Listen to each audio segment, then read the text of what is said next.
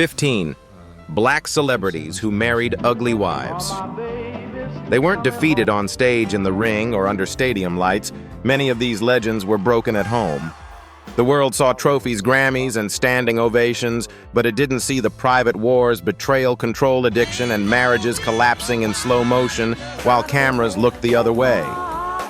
And here's the twist. This isn't about mocking anyone's appearance. It's about the hidden cost of fame when love turns into leverage. Welcome to the Black Excellence List.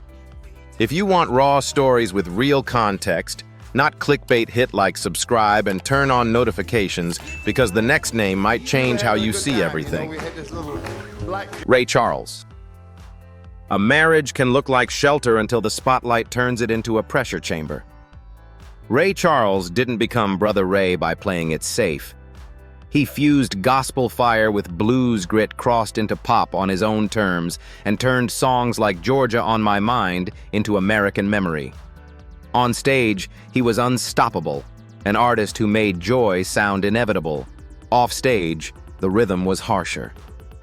In April 1955, Charles married Della Beatrice Howard Robinson B., and for a time their home in California looked like the one steady place in a life built on airports, bandstands, and late-night applause. They had 3 sons, but the same engine that fueled his career also carved distance into the marriage. Charles later acknowledged that addiction and affairs on the road damaged what they were trying to hold together. Here's the turn: while America heard romance in his voice, he was fighting a private war, a heroin addiction that lasted years and led to repeated legal trouble, including a major 1964 arrest that pushed him into treatment, and ultimately a court outcome that included probation and a $10,000 fine. How many perfect families could survive that kind of double life fame? Outside fracture, inside. By 1977, after 22 years, B filed for divorce. There's no need for cheap insults about appearance to explain what happened. The real damage came from absence, volatility, and the slow corrosion of trust. And yet what's striking is what Ray didn't do afterward. He didn't build a public crusade against her. He kept performing, kept rebuilding, kept letting the music speak where pain wouldn't. His legacy didn't shrink to a divorce headline. If anything, the contrast made him more human, a genius who could conduct an orchestra of emotions for millions while struggling to conduct peace in his own house. Sam Cooke. A funeral can end a life, then start a scandal. Sam Cooke wasn't just smooth, he was strategic. The man behind You Send Me and A Change Is Gonna Come turned charm into leverage, pushing for ownership and respect in an industry built to underpay black talent. On stage, he looked like control, personified tailored suit, effortless smile, a voice that could disarm a room in seconds. But the story people still whisper about isn't a hit record. It's what happened when his name became an estate. In 1958, Cooke married Barbara Campbell in Chicago, with his father reportedly performing the ceremony. They had 3 children, including a son, Vincent, who tragically died as a toddler in 1963, a loss that hardened the household long before the world learned to grieve with them. Fame didn't help. It multiplied distance. Cooke's relentless schedule and documented infidelity created a marriage that had to survive both temptation and heartbreak at the same time. Then came the rupture. Sam Cooke was killed on December 11, 1964 at 33 in Los Angeles, an event officially ruled justifiable homicide, yet debated for decades. And right in the rawest aftermath, Barbara made a move that detonated his legacy's piece. She married Bobby Womack in March 1965, roughly 3 months after Cooke's death, igniting fury across the Cooke family and fans. From there, the story stopped being only about love and became about control of the catalog, the narrative, the money, and the memory. Sam's voice remained immortal, but his personal world became a cautionary legend, proof that even the smoothest icon can leave behind a legacy that sings in public and fractures in private. O.J. Simpson. A golden hero can fall faster than the crowd can turn away. O.J. Simpson once represented the cleanest version of American success. A record-breaking NFL superstar, a charming pitchman, a Hollywood actor with mainstream appeal, he moved through the 1970s and 1980s as a symbol of acceptance and achievement. To millions, Simpson wasn't just famous. He was safe, likable, and universally marketable. His smile sold cars, cereal, and the idea that he had transcended race itself. That image cracked inside his marriage. Simpson met Nicole Brown in the late 1970s and married her in 1985. What looked glamorous from the outside concealed a volatile dynamic marked by jealousy, control, and repeated police interventions. Court records later confirmed multiple domestic violence calls before their 1992 divorce. Simpson struggled to accept separation, continuing to monitor Nicole's life movements and relationships. How does love curdle into ownership when fame convinces someone the rules don't apply to them? The breaking point came on June 12, 1994, when Nicole Brown Simpson and Ron Goldman were found murdered outside her Brentwood home. The case became a national obsession, racial tension, celebrity privilege, media spectacle, all compressed into one courtroom. Simpson was acquitted in the 1995 criminal trial, but the verdict did not restore his standing.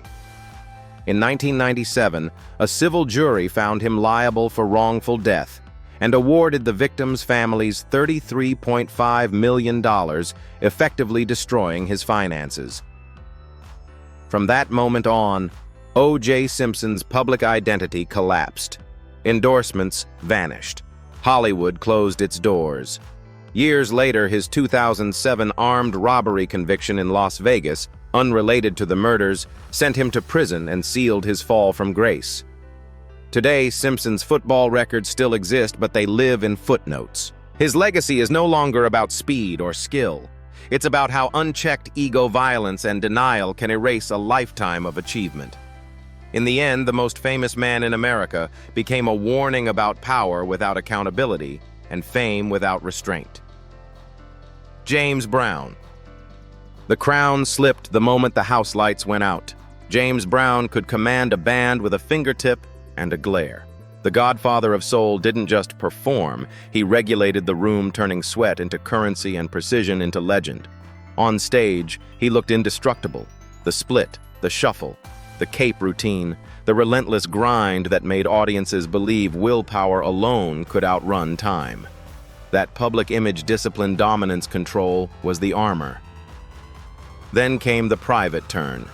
In 1984, Brown married Adrienne Loy Rodriguez, and the relationship soon became tabloid fuel for all the wrong reasons, police calls, accusations, and a cycle of volatility that kept escalating.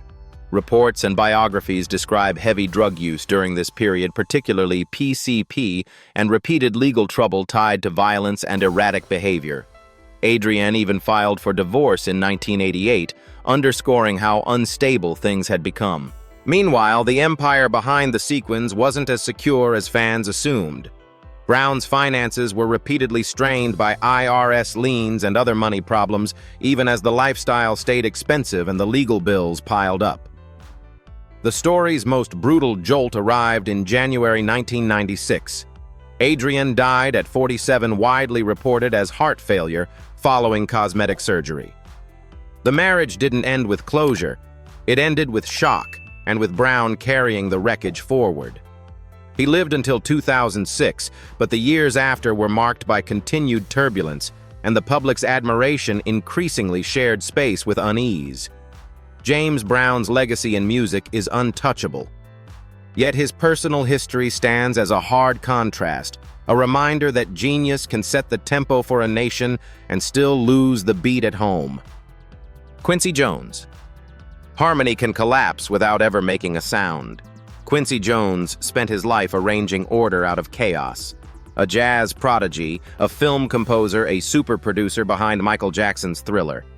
Quincy wasn't just successful, he was surgical. Every note had purpose. Every collaboration had structure. To the public, he embodied mastery, calm, cerebral, and seemingly immune to the emotional wreckage that swallowed other stars. That illusion followed him into marriage. In 1974, at the height of his creative power, Quincy married Peggy Lipton, a television actress celebrated for the Mod Squad. Their union was hailed as modern and progressive, a glamorous black-white Hollywood marriage that seemed to signal cultural evolution. Together, they had 2 daughters, Rashida and Kidada, and for years projected stability and intellectual partnership rather than tabloid spectacle. But behind the composed exterior, tension grew quietly. Quincy was building global empires, records, films, businesses, while juggling relentless travel and pressure. Peggy gradually stepped away from acting, and the balance inside the marriage shifted. In later interviews, Quincy acknowledged that emotional distance crept in, fueled by conflicting priorities and unmet expectations. Wealth, instead of insulating the relationship, complicated it, raising questions of control, independence, and identity. What happens when 2 people succeed in the world but drift apart in private? By 1990, after 16 years, the marriage ended in divorce. There was no public meltdown, no arrests, no scandalous footage, just a clean legal separation that masked a deep personal disappointment. Quincy later admitted that the breakup forced him to confront a painful truth: brilliance in work doesn't translate to brilliance in love. The aftermath reshaped him. He never remarried. Instead, Quincy poured his energy into mentorship, legacy building, and reflection, speaking more openly about vulnerability, mistakes, and emotional blind spots. His career remained monumental, but his story gained dimension. Quincy Jones is remembered as a musical architect. Yet his marriage to Peggy Lipton stands as a quieter lesson: even the greatest conductors can lose rhythm when the music turns inward. Gary Coleman. Fame arrived early, pain stayed late. Gary Coleman became a household name before he was old enough to understand contracts or consequences. As the breakout star of Different Strokes, his quick wit and catchphrases turned him into one of the most recognizable faces on American television in the late 1970s. To the public, Gary was joyful, funny, and endlessly quotable. Behind the scenes, his life was shaped by chronic kidney disease, stunted growth, and years of legal battles with adults who mismanaged or outright took his earnings. By the time he reached adulthood, trust was already fragile. In 2007, Coleman married Shannon Price, a woman significantly younger, whom he met on a film set. The relationship quickly became volatile. Though the marriage legally ended within a year, the two continued living together, blurring boundaries and escalating conflict. Police reports, court appearances, and televised disputes painted a picture of constant tension, arguments over money control and responsibility. Friends later described Gary as isolated and emotionally exhausted. The breaking point came in May 2010 when Gary suffered a serious fall at his Utah home, resulting in a brain hemorrhage. He was placed on life support. Despite prior statements indicating he wanted extended care, Shannon authorized doctors to withdraw support after 2 days. His death was ruled accidental and no criminal charges followed, but public suspicion erupted immediately. The aftermath deepened the controversy. Gary died with very limited assets, a stark contrast to the millions he earned as a child star. Shannon attempted to claim his estate using a handwritten will that courts later rejected. She also sold photographs taken during his final moments, a move that permanently damaged public perception. Gary Coleman's legacy is now divided. On one side, a beloved sitcom icon. On the other, a cautionary tale about childhood fame, lifelong vulnerability, and how the wrong partnership at the wrong time can overshadow everything that came before. Marvin Gaye. Love can suffocate just as easily as it can inspire. Marvin Gaye was the conscience of Motown. His voice didn't just seduce, it questioned, mourned, and demanded reflection. Albums like What's Going On and Let's Get It On made him a prophet of intimacy and social truth, a man who turned vulnerability into cultural power. Publicly, Marvin was sensitive, spiritual, and searching. Privately, his marriage pulled him into a long, grinding war he couldn't escape. In 1963, Marvin married Anna Gordy, the sister of Motown founder Berry Gordy. The union immediately carried an imbalance. Anna was nearly 17 years older, deeply embedded in the Motown power structure and accustomed to control. At first, the marriage offered Marvin security inside the label's inner circle. Over time, it became a cage.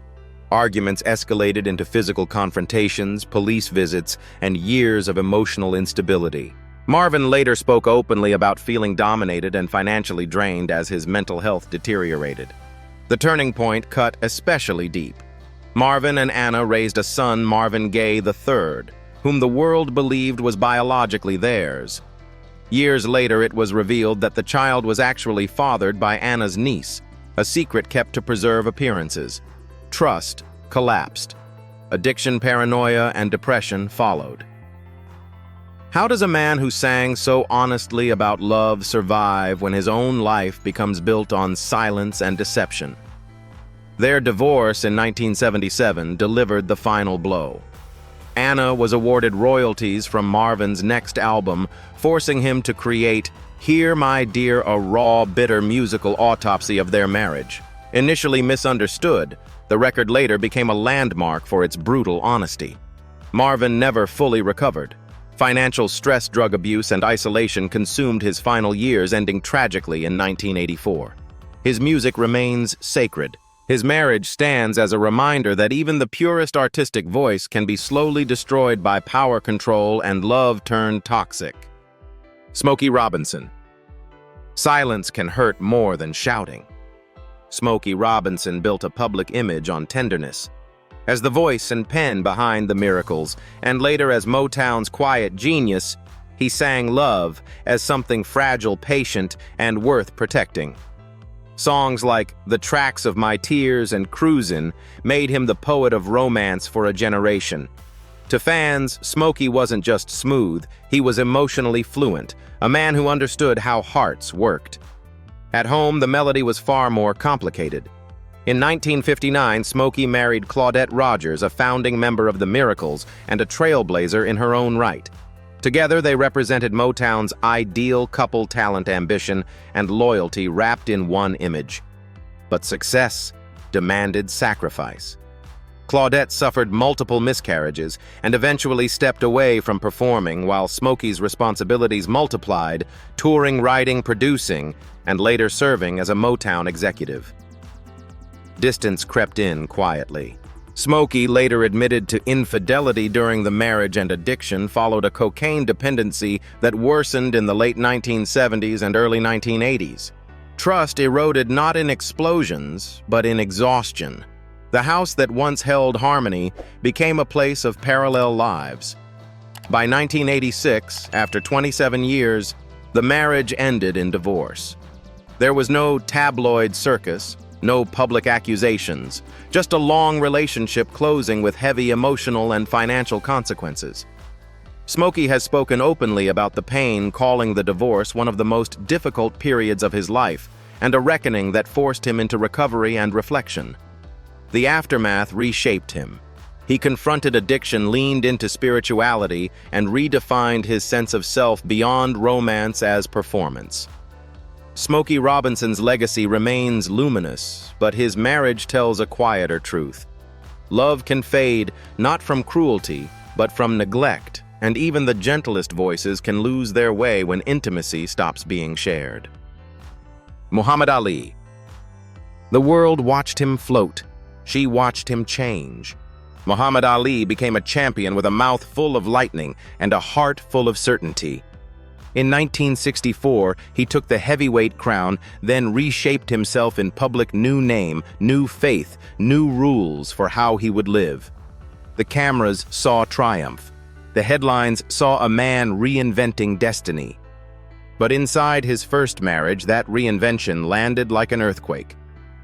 Later that same year, Ali married Sonji Roy, a young woman drawn to his charisma before the world fully understood what his transformation would demand. Sonji was stylish, independent, and unapologetically modern. Ali, newly aligned with the Nation of Islam, was moving towards strict expectations, especially around dress behavior and social life. Those two worlds didn't just disagree, they collided. Friends and coverage from the period describe pressure on Sanji to conform, and her refusal to be reshaped into someone else's ideal. The conflict wasn't only religious, it was personal. Fame made every disagreement louder. Ali's camp viewed Sanji as a liability. Sanji viewed the new rules as a cage. The marriage deteriorated quickly, and in 1966 she filed for divorce, ending the union after roughly 17 months. If love requires you to erase yourself, is it still love or just surrender? What made the timing sting was what surrounded it. Ali was entering the storm that would define him, the backlash over his draft stance, the looming fight with the government, and the threat of losing boxing itself. The divorce didn't ruin his legend, but it exposed something the highlight reels never show: how greatness can demand sacrifices from the people standing closest, and how quickly support becomes a battleground when identity hardens into rules. Ali would later find steadier ground in other relationships. Yet this first marriage remains a sharp early lesson in his story. A man powerful enough to move a nation still couldn't force harmony at home, especially when conviction left no room for compromise. Lionel Richie. The smile stayed polished even as everything behind it cracked.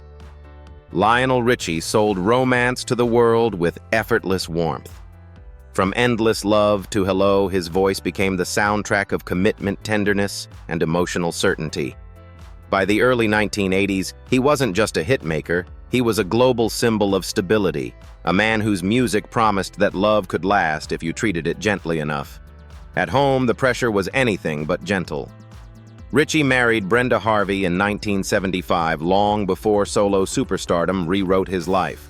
She knew him before the awards, before the non-stop tours, before the attention multiplied. As his fame exploded, distance crept in. Long absences, creative obsession, and emotional drift hollowed out the marriage. The turning point came when Richie began a relationship with dancer Diane Alexander, shattering what remained of trust. In 1988, the private collapse went public. Brenda confronted Lionel and Diane at an apartment in Beverly Hills, leading to her arrest on charges including trespassing and spousal battery. The image was devastating, not just for Brenda, but for Lionel's carefully curated persona. Their divorce was finalized in 1993. While financial details remained largely private, it was widely reported that Brenda received a substantial settlement. The fallout lingered. Richie's music continued to chart, but the aura shifted. Critics noticed the strain. Fans sensed the contradiction between the songs and the scars. He later admitted that the period left him emotionally exhausted and creatively shaken. In the years that followed, Lionel rebuilt personally and professionally. Yet the marriage to Brenda Harvey remains a defining fracture. It didn't erase his legacy, but it reframed it. The voice that promised forever had to confront a harder truth: fame doesn't protect love, it tests it relentlessly. Miles Davis. A comeback can look like love until the walls start closing in. Miles Davis didn't just play music, he rewrote the temperature of a room. The man behind Kind of Blue carried a reputation that was equal parts genius and danger cool on the surface, volcanic underneath. By the late 1970s, after years of drug abuse and self-imposed isolation, many believed the story was ending. Then in 1981, Miles married Cicely Tyson, an actress known for restraint, dignity, and moral gravity. To the public, it felt like a rescue mission. Elegance meets turbulence, discipline meets disorder. For a while, it worked. Tyson was widely credited with helping Miles reclaim structure, pushing him away from the abyss and back toward life. He returned to recording and touring, his sound evolving again, his body moving forward even if his mind still wrestled with old ghosts. The marriage became a symbol of recovery, a great man stabilized by a great woman.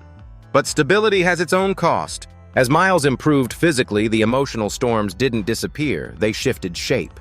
Accounts from those around him describe a home where tenderness and tension coexisted, where control became a language. Both of them spoke differently. Miles could be suspicious moody and punishingly silent. Tyson, fiercely self-possessed, was not built to be anyone's caretaker forever. When one person's healing depends on another person's endurance, who eventually runs out first?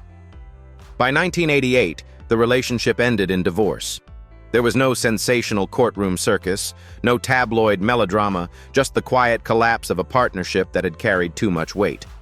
Miles kept working, but people close to him noticed the aftertaste, less warmth, more distance, a sharpened edge that didn't always soften. Miles died in 1991, only a few years later, leaving behind a catalog that changed modern music. The marriage to Cicely Tyson didn't define his artistry, but it reframed his myth. It reminds us that even when love helps someone survive, it doesn't guarantee they'll know how to live together once survival is no longer the only goal. Hank Aaron. Greatness can make a man visible to the world and invisible at home. Hank Aaron carried history on his shoulders with a quiet dignity few could match. As he closed in on Babe Ruth's home run record, he wasn't just chasing numbers. He was enduring death threats, hate mail, and relentless pressure in a racially divided America. Publicly, Aaron was composed, disciplined, and unwavering. He looked like stability personified, a man built to last. Away from the ballpark, that stability was under strain. Aaron married Barbara Lucas in the late 1950s, long before records and national scrutiny followed him everywhere. They built a family, raised 5 children, and for years presented the image of a traditional, grounded household. But as Aaron's career intensified, distance grew. Long seasons, constant travel, and the emotional toll of racial hostility left little room for intimacy. Barbara, increasingly isolated, reportedly leaned into a lifestyle that clashed with Aaron's reserved nature, social obligations, spending, and resentment filling the gaps left by absence. The turning point came in the early 1970s, just as Aaron was approaching baseball immortality. Rumors of infidelity and deep dissatisfaction surfaced, and in 1971, Barbara filed for divorce. The timing cut deep. As Aaron stood on the brink of breaking the most sacred record in sports, his marriage dissolved, pulling focus and emotional energy at the worst possible moment. The divorce carried significant financial and personal consequences, though Aaron rarely spoke publicly about it. True to form, he absorbed the blow privately and kept moving forward. In 1974, he broke Ruth's record, cementing his place in history, not as a loud hero, but as a resilient one. Aaron later remarried and devoted much of his post-playing life to civil rights youth programs and baseball leadership. His legacy remains untarnished on the field. Yet his first marriage reveals a quieter truth. Even the strongest figures can be worn down by loneliness, and sometimes the heaviest losses happen far from the roar of the crowd. Al Green. Salvation didn't arrive softly. It arrived after everything caught fire. Al Green's voice once defined intimacy. With songs like Let's Stay Together and Love and Happiness, he became the sound of devotion itself, a singer who could turn vulnerability into velvet. To the public, Green was romance incarnate, controlled, tender, and timeless. But behind the falsetto lived a man pulled hard between desire and faith. That tension followed him into marriage. In 1977, Green married Shirley Kiles, at a moment when his career was already shifting after a traumatic 1974 incident that pushed him toward religion. As Green moved deeper into spirituality and gospel, the marriage strained under competing expectations. Shirley wanted the rewards of stardom, visibility, comfort, stability, while Green increasingly withdrew into ministry discipline and moral reckoning. The gap widened, not suddenly, but relentlessly. Conflict became public and painful. Court records and contemporaneous reporting document accusations, denials, and a marriage consumed by control, resentment, and financial stress. In 1983, the divorce was finalized, and Green was ordered to pay $432,800 in alimony and child support, a heavy blow at a time when his secular music income had declined sharply. What happens when the man who sang about staying together no longer believes love and peace live in the same place? The aftermath reshaped everything. Green leaned fully into gospel, became a pastor, and rebuilt his life around faith rather than fame. His R&B legacy never disappeared, but it froze in time, his romantic hits echoing a version of himself he could no longer inhabit. The marriage left scars that didn't fade with applause or prayer.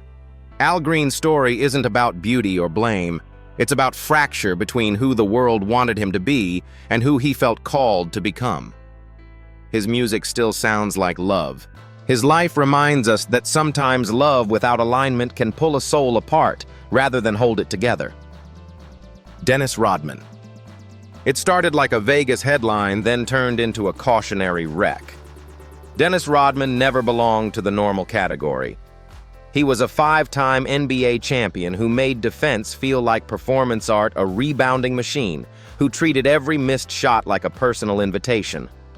Off the court, he wore chaos like a brand hair-dyed rules, ignored attention, embraced. When Rodman walked into a room, stability didn't follow. Shock did. That's why his marriage to Carmen Electra hit like a flash grenade. In November 1998, after a whirlwind romance, they married in Las Vegas, the most fitting stage imaginable for two people living at maximum speed. The public read it as wild chemistry. Friends read it as a fuse already burning. Within weeks, the relationship reportedly swung between obsession and hostility, nights of partying followed by blow-ups that spilled into public view. The step that changed everything came almost immediately. They moved from adrenaline to consequences. Reports from that period describe police involvement after heated incidents with intoxication and volatility hanging over the marriage like a permanent storm cloud. The glamorous tabloid couple quickly became a symbol of impulsive commitment, two celebrities trying to build a home on top of a nightclub floor.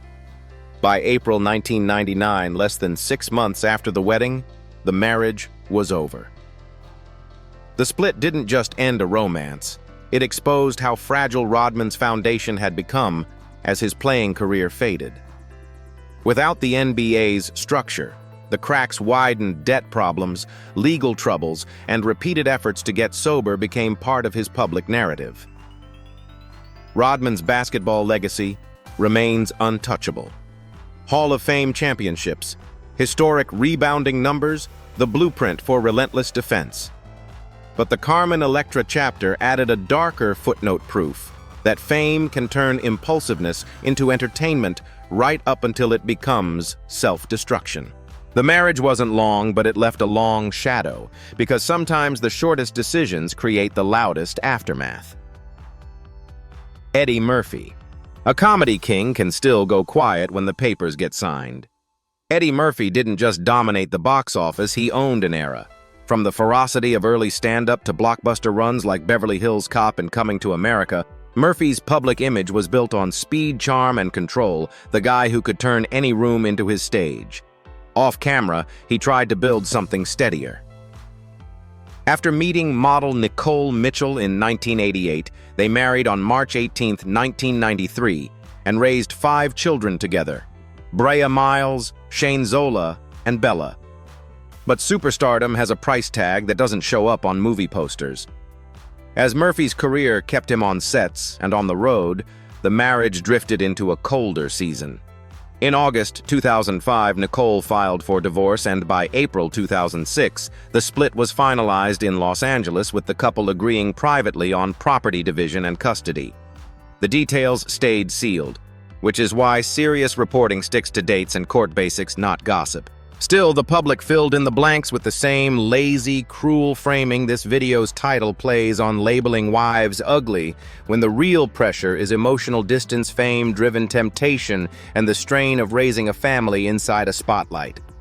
If your life is a non-stop performance, how do you keep your marriage from becoming an afterthought? After the divorce, Murphy's private life continued to make headlines, but his most consistent through line became fatherhood. By 2025, major profiles emphasized his focus on showing up for his kids. His legacy didn't collapse into scandal. It widened into something more complicated, a brilliant entertainer learning that the hardest audience to hold isn't in a theater, it's at home. Eddie Murphy made this world laugh with effortless control, but his marriage revealed how easily fame can destabilize real life.